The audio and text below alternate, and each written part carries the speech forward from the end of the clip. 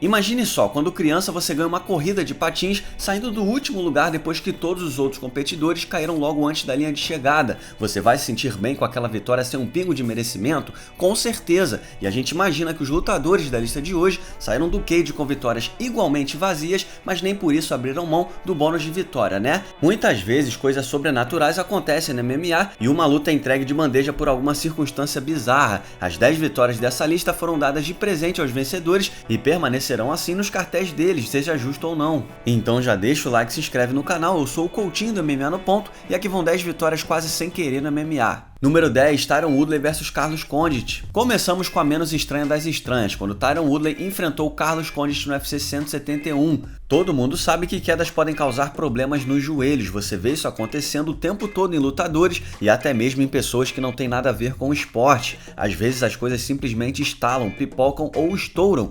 Condit tinha disputado o cinturão do UFC contra Georges St-Pierre 3 lutas antes e Woodley tinha acabado de nocautear Josh Koscheck e o duelo válido pela categoria de meio médio era de suma importância para os rumos da categoria. O primeiro round foi equilibrado com os dois lutadores atacando bem, com Tyron focando mais no grappling, enquanto o Carlos usava sua famosa trocação, e foi no início do segundo round que tudo aconteceu. Woodley tentou uma queda e ficou claro que algo havia acontecido com Condit. Ele estava fazendo cara de dor e a equipe de transmissão logo notou isso. A luta voltou de pé e Tyron imediatamente lançou um chute na perna esquerda de Carlos, que girou o joelho oposto numa tentativa de esquivar e gerou uma lesão grave. Abedin agiu rápido e interrompeu a luta, decretando um nocaute técnico. Condit rompeu o ligamento colateral e o menisco, ficando de fora por mais de um ano depois de operar o joelho. O narrador ressaltou que ninguém gosta de ver uma luta terminar dessa forma, mas Joe Rogan rebateu: não se você é Tyron Woodley. Número 9, Demian Maia vs Dong Hyun Kim. Todo mundo sabe o que Demian Maia vai fazer com você em uma luta, não é segredo pra ninguém. Ele vai tentar uma queda, pegar suas costas, laçar o seu pescoço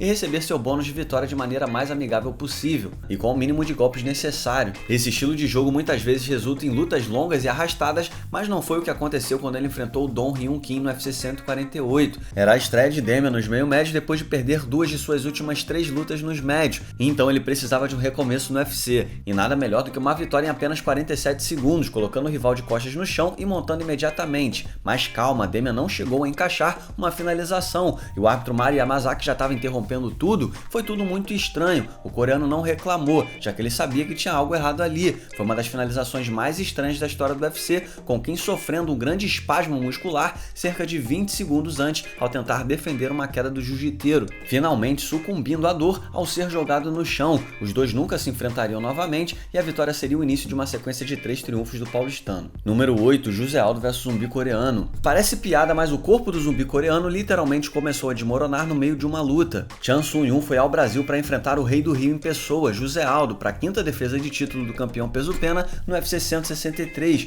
O zumbi via de 3 performances absolutamente incríveis, começando com um twister em sua estreia no UFC, seguido por um nocaute em 7 segundos contra Mark Hominick e uma luta da noite contra Dustin Poirier, colocando o diamante para dormir com um triângulo de mão. Em outras palavras, os fãs estavam em polvorosa com essa luta, infelizmente para eles não deu certo. Aldo lutou muito bem por 4 rounds, venceu facilmente os 3 primeiros por 10-9 e acertando quase o dobro de golpes significativos que o rival, além de 5 quedas. O coreano tentou atacar no começo do 4º round jogando mata-cobra com a mão direita e acabou deslocando seu ombro. Não precisa nem de diploma médico para saber que tinha dado ruim ali, e é claro que o Aldo também percebeu. O Rei do Rio começou a chutar o ombro do cara e eu tenho certeza que foi a pior dor de todos os tempos. O zumbi caiu e levantou para mais alguns golpes até o nocaute técnico ser decretado, se contorcendo pelo chão enquanto urrava de dor. Se um cara como o zumbi coreano tava reagindo assim é porque devia estar doendo pra caramba. Zé Aldo tava a caminho da vitória por pontos, claro, mas terminou a luta mais cedo por pura obra do acaso. Número 7, Max Holloway vs Charles do Bronx.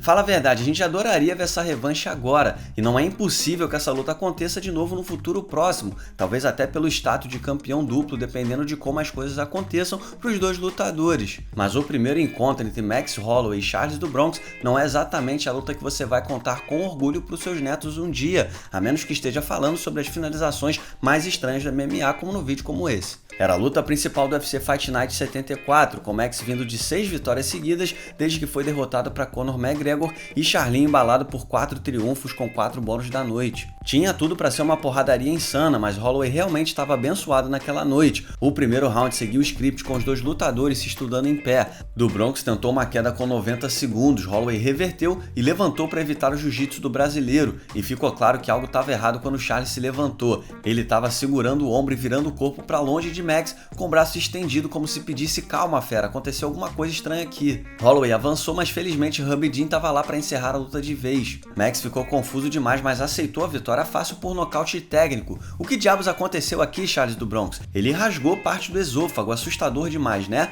Parece que ele tinha sofrido uma lesão no camp, mas felizmente o dano não foi tão ruim quanto pareceu e recebeu alta do hospital no dia seguinte. 14 lutas depois, Charlinho se tornava o campeão dos leves do UFC. Número 6, Jorge Masvidal vs Jake Ellenberger. Eu nem sei como descrever a bizarrice que aconteceu aqui com Jake Ellenberger na luta contra Jorge Masvidal. Se eu te pedisse para fazer uma lista de 100 maneiras estranhas de uma luta terminar, eu duvido que incluiria o resultado dessa luta em 2016. Os dois caras precisavam muito de uma vitória, já que o Jake tinha perdido 5 das últimas 7, embora viesse de vitória sobre Matt Brown, enquanto Masvidal ainda sofria em sua fase pré-Jesus das ruas, sofrendo por 3 anos antes da ressurreição completa. Masvidal havia perdido 3 das últimas 5 lutas, mas era o grande favorito nas apostas. Masvidal foi muito bem no começo, partindo para cima de Ellenberger com tudo. Não foi exatamente um 10-8, mas foi perto. Jake precisava mudar as coisas e atacar, então ele se jogou com tudo numa tentativa de queda no final do round e meio que quicou no chão e foi em direção à jaula, ficando com o pé preso entre a tela e o tatame. Masvidal, macaco velho que é, começou a bater em Jake enquanto o árbitro ficava em dúvida se parava ou não a luta.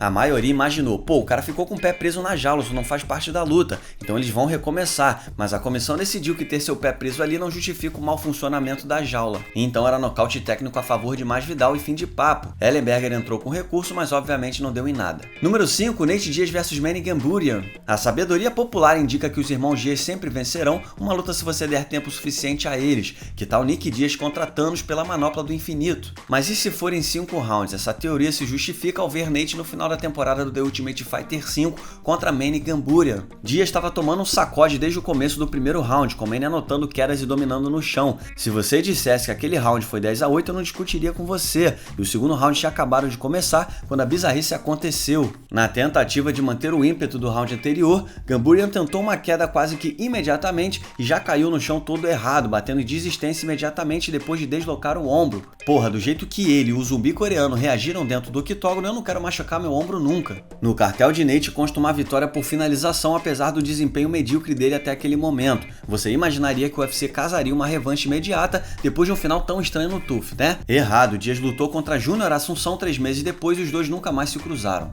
Número 4, Matt Hughes vs Carlos Newton. O que você faz quando dois lutadores basicamente se finalizam ao mesmo tempo? Bem, aparentemente depende de quem você está olhando. Matt Hughes e Carlos Newton se enfrentaram no UFC 34, poucos meses depois de Newton conquistar o título dos meio-médios sobre o mentor e técnico de Hughes, Pat Millett, com um estrangulamento. Matt vinha de 7 vitórias consecutivas com 6 finalizações e era o azarão indo pra luta, mas ficou claro que ele seria uma pedra no sapato do campeão. Os ataques de Matt eram espetaculares, o cara estava jogando o campeão pra cima e pra baixo no primeiro round e tudo levava a crer que o cenário seguiria o mesmo no round seguinte. O problema é que Newton partiu para o triângulo enquanto estava por baixo, o que levou Hughes a se levantar e levar o rival até o outro lado da jaula. E foi aí que a polêmica rolou. Parecia que Matt tinha jogado Newton novamente no chão, deixando o campeão inconsciente, mas o problema é que Matt também ficou inconsciente. Ele não tinha ideia de que havia vencido até avisarem a ele. O cara confessou para o treinador que tinha apagado. Newton, que obviamente também ficou apagado, pensou que Matt estava inconsciente e que por isso a luta tinha terminado. O árbitro só viu Carlos desmaiar e decretou a vitória por nocaute do desafiante. Os dois fariam uma revanche no ano seguinte, com Hughes vencendo por nocaute técnico sem polêmicas dessa vez. Número 3, Vitor Belfort vs Randy Couture 2. Ainda bem que os fãs puderam ver um momento espetacular com BJ Penn roubando o cinturão dos meio-médios de Matt Hughes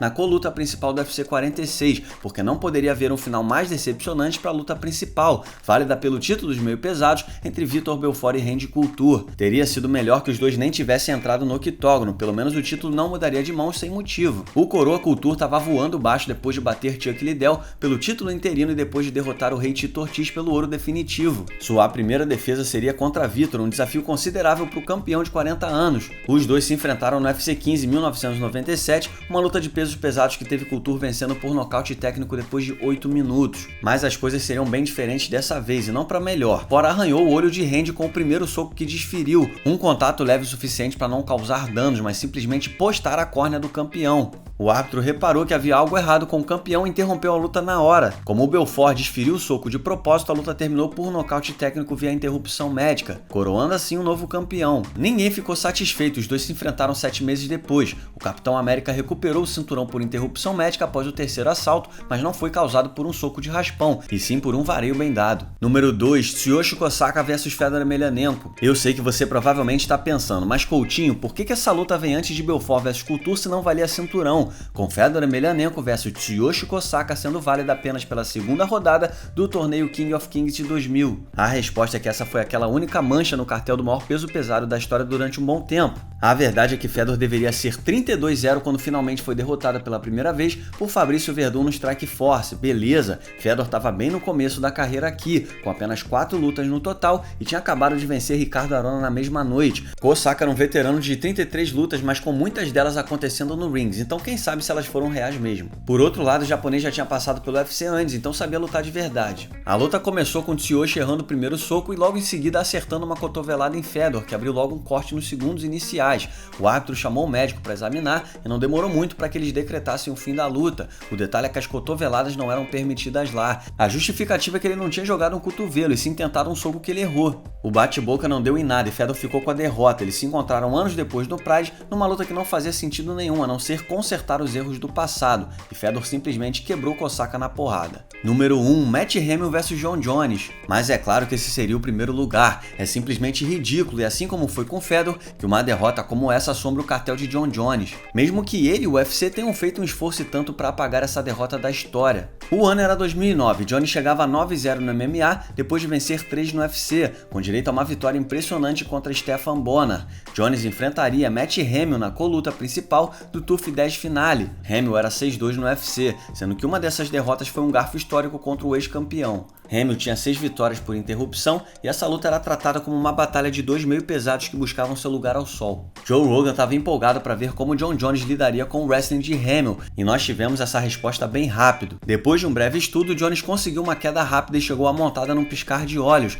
antes de descer a porrada no rival de todas as maneiras possíveis. O massacre era tanto que ninguém reclamaria se o árbitro Steve Mazzagatti interrompesse a luta. Mas como ele demorou para parar, quis o destino que Jones jogasse as malditas cotoveladas verticais. Lembrando que esse desfecho aconteceu depois de um dos maiores massacres da era moderna do UFC. Mazzagatti parou a luta para tirar um ponto de John Jones por causa do golpe ilegal, mas quando chegou a hora de recomeçar, ele viu que Hamill estava ainda muito mal. Jones começou a comemorar, mas como a luta tecnicamente terminou com golpes ilegais, ele foi desclassificado. Ser literalmente espancado e terminar com a vitória só porque o último golpe aplicado era ilegal deve ter sido bem bacana mesmo, hein? Então nada mais justo do que colocar essa vitória no topo dessa lista. E aqui vai um salve para Tommy Toohold, que escreveu essa lista. Você pode seguir o Tommy no Twitter através do Tommy@Toohold. E um salve também para o Max Randall, que editou esse vídeo. Você pode seguir o Max no Twitter através do Max_Randall. Muito obrigado por assistir, não se esqueça de deixar o like e se inscrever no canal. Nós teremos sempre vídeos semanais por aqui. Deixe também o seu comentário sobre o vídeo logo abaixo e siga-nos nas redes sociais. Muito obrigado mais uma vez e até o próximo vídeo.